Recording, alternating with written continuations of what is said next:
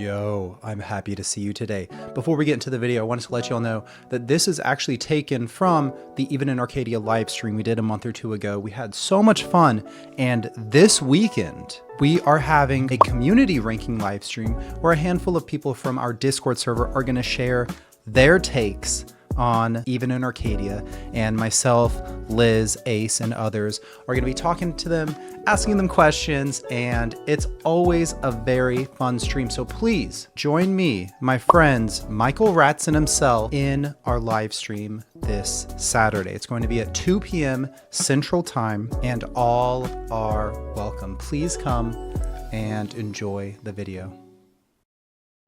Okay, let's put ours.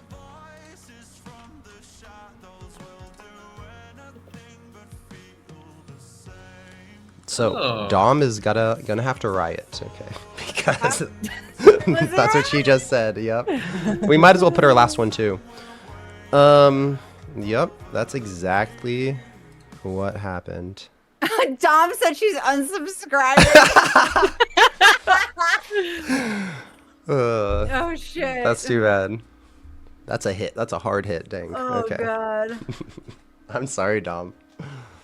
Are you guys okay with me quickly talking about this? Yeah, go. Stop. Okay, so My ass. in my Gethsemane video, this song, like people were hyping this up. Like I was 3 songs into Sundowning, and people were like, "You gotta react to Gethsemane. You gotta do it. It's so good. You like Dance Gavin Dance? Oh my gosh, that's why. I'm gonna cream everywhere. It's so great." Anyways, and it got a bit overhyped. Like I was expecting so much, and I don't know, for some reason that first listen, while the lyrics really did speak to me a ton, and I had a lot to say about it, and it was just so eye-opening and stuff, like, and it explained so much. I just wasn't about it. I thought it was okay. I would probably put it initially like maybe like 6 or something. Gethsemane. Not amazing, but then it grew a ton. It does, honestly, this song does seem quite isolated from the majority of the album, because the majority of the album, in my opinion, has been speaking about like where Vessel's at in life, and like his relationship with the fans and fandom, and like, you know, if he's meant to be here, is he just like stumbling through? But I like the fact that it seems pretty clear that he's talking about this person that we've known throughout the entire discography. And I like that. I like the amount of candor. I like the math rocky part. Like, yeah, that's the other drum part that I said I would really love to play, because it's so fun. I'm pretty sure like he's playing on the side of his tom, like those little, you know, like wood against metal basically, which is really interesting, and it sounds so crispy and nice. And I'm going to say my whole thing, and then I'll let you guys go. So one line I liked, it says, "I'm caught up on the person I try to turn myself into for you. Someone who didn't mind the push-pull parlor games." Okay, I put this line, and then someone who wasn't always crying on the journey back. I love singing that part. Whenever you're in the car and just like singing that part, it's so fun. As well as the "thought I was waiting for you when all along it was you with the countdown kill switch, and it was me with the blindfold on." This song is really, unfortunately, like, I relate to it almost in its totality, almost in its entirety. It's similar to Bloodsport. It's very similar to me in Bloodsport. Like, it just reminds me of this like past relationship that I've mentioned a lot, and it has a lot of that catharsis in it for me. I like the fact that it does get quite loud at some part, like that part that sounds like Euclid. Very cool. Yes. Very cool. Like whenever I watched it initially and then I was editing it, I was like, wait a second, is this Euclid? Why am I listening to Euclid again? Yep. And then the fact that he does the "do you want to hurt me" and the "do you want to love me," like it's like I didn't notice that until someone pointed it out. Like whenever I sing the song out loud, I do the "do you want to hurt me" in the initial part, and then in the next part I do "do you want to love me." I don't know why I do that. It's just like how for me it's supposed. I mean, for me, I was supposed to be sung, and I like the fact that it does have a bit of those like multiple genres. Like we get a little bit almost like a hip hoppy feel, like you know, his quick cadence, you know, like staccato kind of whatever. I always enjoy that. And yeah, to me it's just a fantastic song. It's an amazing song that is close to me. And seen. That's it. Go Ace. You got it one too. Yeah, like I'm thinking it's like pretty much Reagan says it. Like it's just how like direct Vessel is in this song. Like even with Bloodsport, he kind of like goes around and like does all his metaphor stuff. But like with Gethsemane, he's like, look, this, like not even going into metaphors and stuff. He's like very going, straightforward. Like, yeah. Airing it all out, all the dirty laundry. Yeah. But like he still does like Bloodsport is like still pretty like one direction. Whereas like Gethsemane has all these different like genre influences that like musically makes it like just so nice to listen to, and like the different parts, like Gethsemane in itself is a journey. I feel like all the different genres, different parts, they like represent the feelings that he's going through in this. Yeah. I don't know, this song is just hits different. Like even for Sleep Token, like the entirety of Sleep Token hits different, but like Gethsemane hits different. Yeah. Yeah, it does. One thing I want to quickly add, I'm sorry, but No, go. It also has a bit of this same feeling that I talked about in two other songs. It was like even in Arcadia, maybe Dangerous as well. Whenever he has this like anger, kind of like Ace said about this, like it's a journey, because like in the intro, he's speaking so beautifully, singing. He's like, I wanted you to know. I can't sing like that. I've learned to live without it. And it's like this soft thing. But then in the outro, he's saying, let me see here real quick. There's venom in there. Yes, venom. It's like this one's for you and your problems, your good day job, you know, your bad karma. What are you afraid of? The same trauma. Show me what you're made of. And the same trauma is this like stuff that we heard about in Bloodsport, like this super toxic relationship. And it's like I think that the most venom comes in the part where he says like, you talk about your constant pain like I ain't got none. Yeah, like I ain't got none. Yeah, exactly. I went through the same thing. We were both in this and it sucked. It was terrible. We were horrible, probably.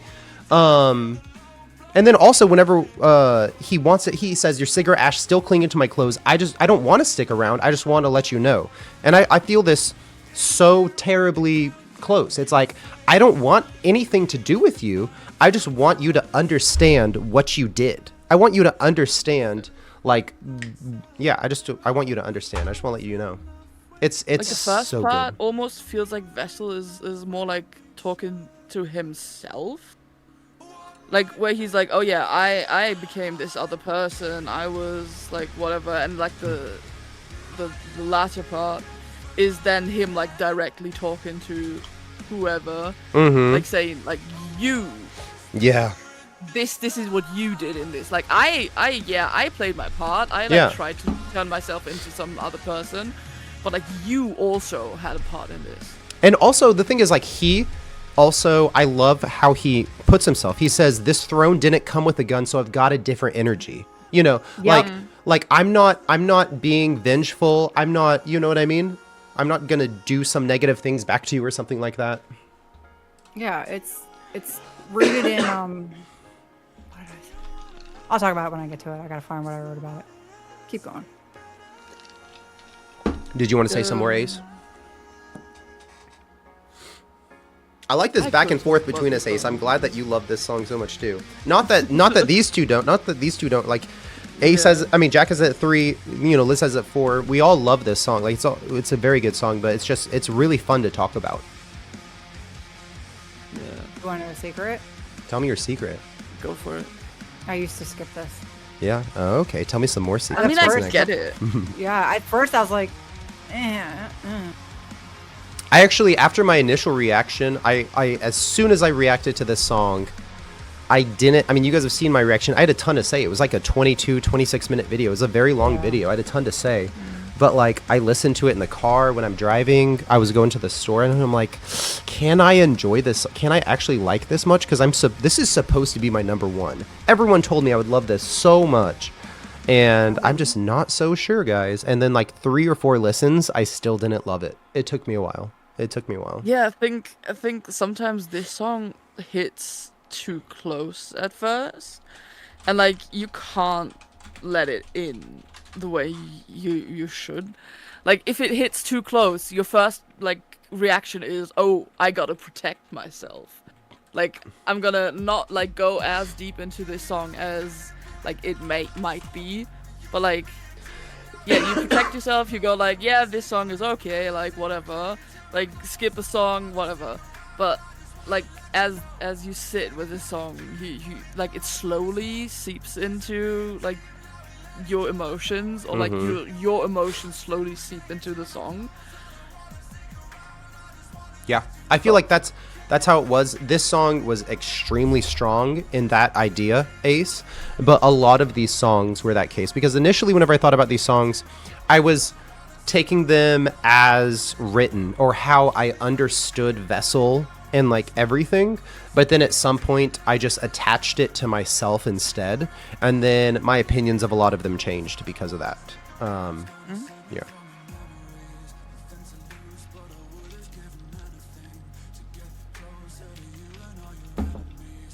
Yo, me too, Liz. Jack, you talk to me about this song a little bit. Alright, so let me see what my notes are. And Jack, you can also, I feel like you're waiting to be called on. You can always interject. Oh, you know? Yeah. Well, I'm politely listening. Yeah. No, but no. So I really, like you guys, I really love this song. One of the things that we haven't talked about yet that I really enjoy is just the instrumentality of it too. When we kind of break into the kind of second verse, and you have that guitar break-in. I really love that. It actually reminds me of a guitarist. The artist's name is, I'm probably pronouncing it wrong, but it's Pliny. But he Ooh, does I've heard that, yeah. Yeah. He does a lot of like jazzy metal. Okay. And it's all instrumental unless he has someone featured. Yeah. But his guitaring style reminds me a lot of that part of Gethsemane. Yeah. Sometime, then- real quickly, sometime you should send me a song from Pliny, because I've seen will. that name. I've seen the name, but I Yeah, have no idea. Like, I don't have any attachment. I have no idea. I've just seen the name. Ready? Didn't you say Chan?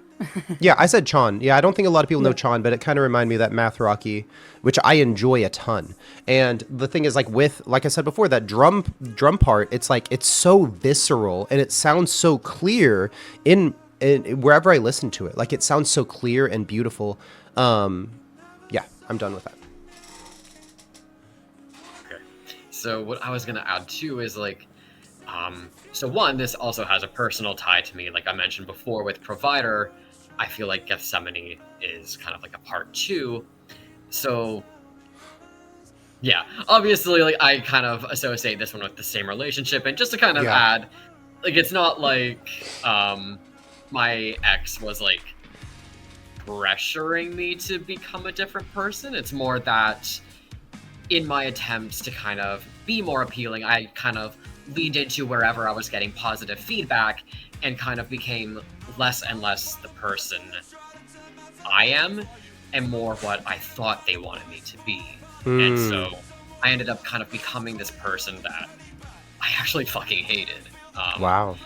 And so, for those who have heard me complain about how much I hate being called cute, that's why I hate being called cute. It is my Gethsemane tragic backstory. And one of the things I also wanted to mention too that I really love about this song is that it touches on a bit of like and I mean, obviously, it's not like women can't experience this also, but a bit of like very specific things. Like men often have this expectation. I'm gonna stand on my feminist soapbox for a second. Go for it. But there's often this like kind of patriarchal expectation for men to be stoic but sexual, and so that's why that robot companion line hits. Oh, I love it. Yeah. Yeah. Yeah.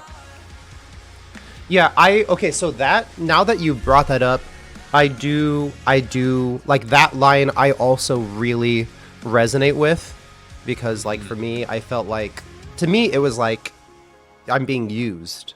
Like, I'm just a robot companion. Like, I'm not actually, like, what I am, who I am, is not actually what you love.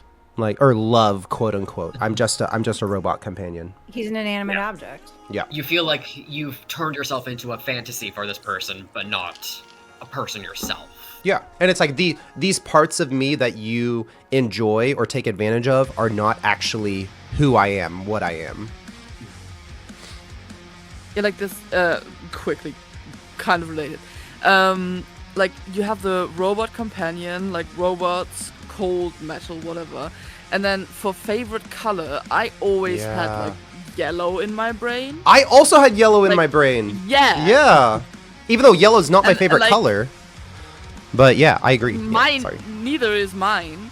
But, like, it's just, like, yellow is associated with the sun and, like, this really warm. Mm-hmm. And so you have, like, this cold metal robot. Yeah. And this, like, yellow, warm, sun favorite color. And Like, it's, we view each other right that way. next to each other. Yeah. Yeah. And at the same time, it's like, I feel like somebody else said it on another reaction too, but I said the same thing. And it's like it's almost like childlike. It's like when you're little, what do you ask a kid that you like, a girl that you like, that you have a crush on? What's your favorite color? Like, he's got this like childlike, innocent adoration of her. Yeah. And his shit doesn't matter to her. Like, Yeah. like he sees her as like, you know, you're my favorite color. Like, it's very innocent and childlike, and meanwhile he means nothing Yeah. on the other side. This, honestly, not that, I mean, I've had conversations with this person, you know, whenever, I'm not going to get too personal, but like whenever things are not going well, they see all of these negative things, and I'm seeing all of these beautiful things. You know what I mean? Like, I think this person is the most personable, the most hilarious person that I've ever met. You know, like, they're literally my favorite color, and they're just like this bright, beautiful thing. But whenever I think of myself from their point of view, I feel just like I'm being used. Like they do not see me in the same light whatsoever. They do not see me the same at all. And it's very saddening. Would you say that you look for Scarlet and they look for Ultraviolet? I'd say that was accurate. Yeah, I'd say that's accurate. I guess. Jack, do you have more? No, that was my spiel, because I mean, we also heard a lot, so those are the main points I wanted to bring to it. My turn.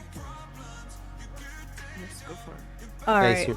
or Liz, Like you wanna I say something right said, I literally used to skip this one. The first time I heard it, I was like, okay.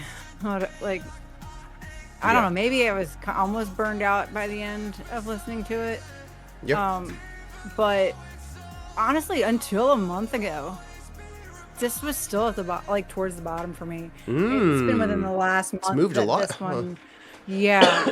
And I mean,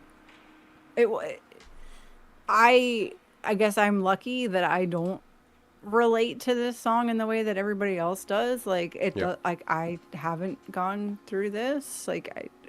But musically, it came up for me.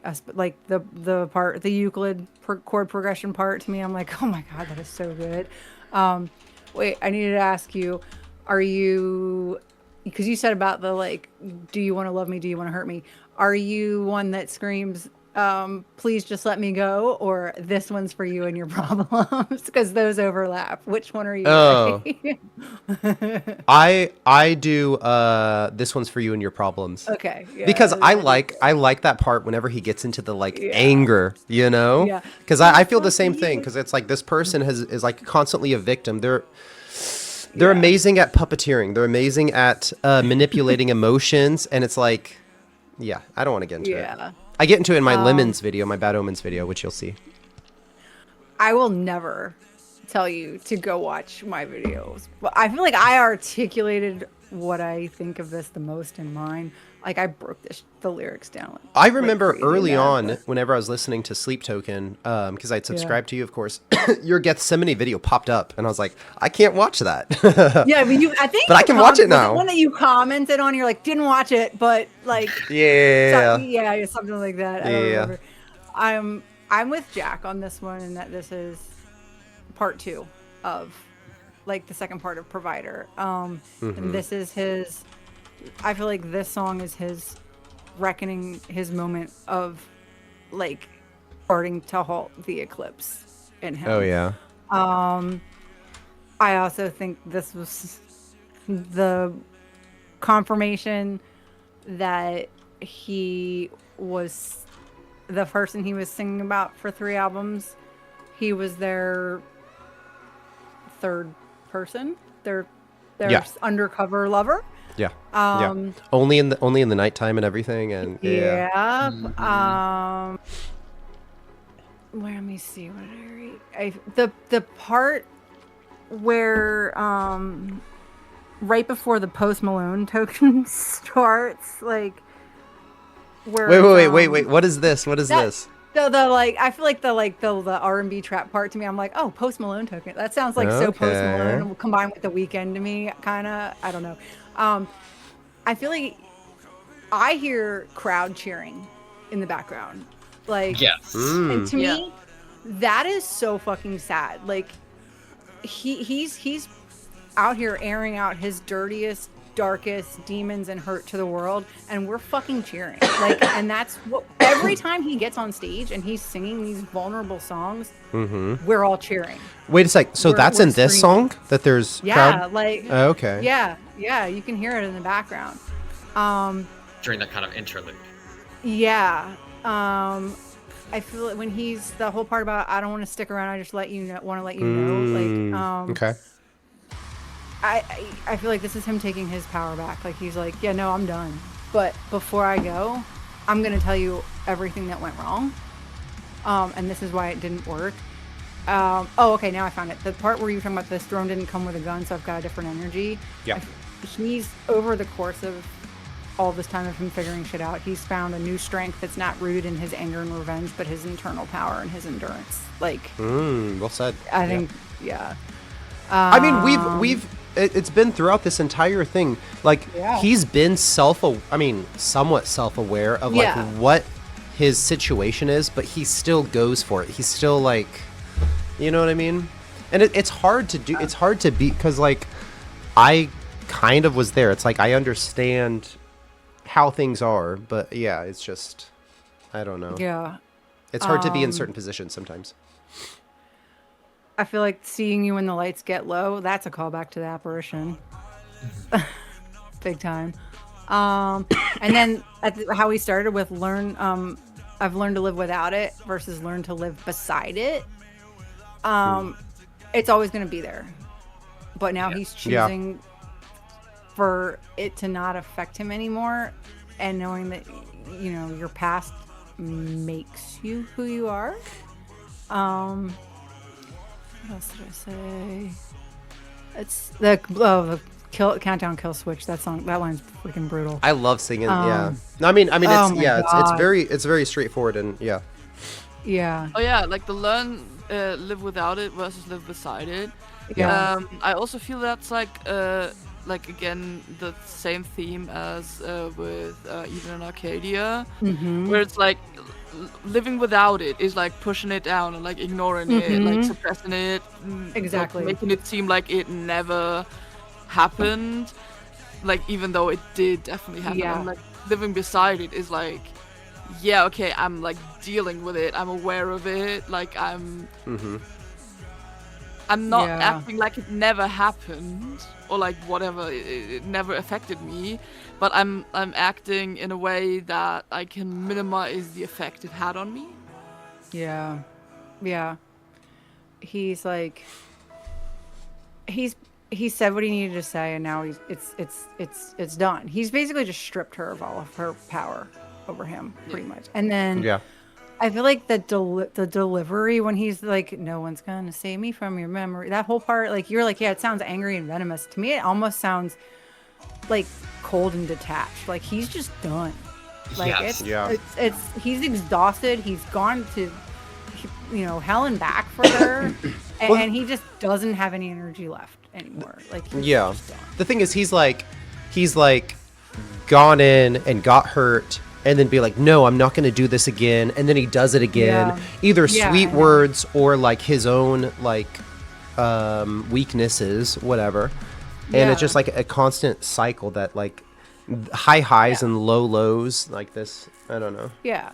So he's like laying out all the shit that she's put him through and all the trauma, and then after Provider, he's realized that he fell back in this cycle, and now he has to break the cycle so that the house can endure, right? What was I gonna say? Wait a and then second. the only other thing I wrote, Okay. yeah, No, wait. Go, no, wait, what were you what gonna- were the two? The house must endure and. the cycle must end and the house must endure. Oh, So okay. feel like I was on the his side of house- the cycle must end. That was mine. That was my thing.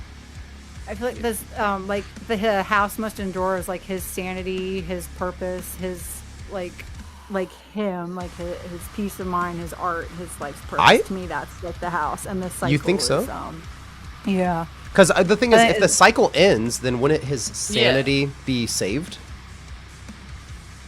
Because the cycle is the when negative the cycle thing. ends, the cycle is the sick cycle that he gets trapped in again and again. If the cycle ends, like the relationship is finally over. It's You severed. can kind of it's- look at it yeah. as head versus heart too. Like the house is his head and the cycle is his heart. Yeah. Kind of. I don't know. The only other thing I was gonna say was like the how the crests for each song have different flowers and weapons on them. This one is spider lilies, which symbolize death, loss, last goodbyes, and sad memories.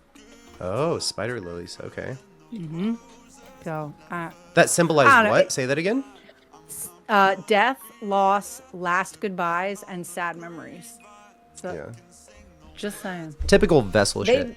I'm just, Yeah, just you know. dude, yeah, no, my infinite baths one for my notes was so damn long. I was like, going into like, what was I talking about? Like shit, like the Tao and the elements and yin and yang, and I'm like, Vessel's a freaking nerd. Yes, Yeah. he is. In so many It's ways. so- I love it's Vessel so much. Good though, it's so good. Anywho, Gethsemane's grown on me a lot, Yeah. a lot.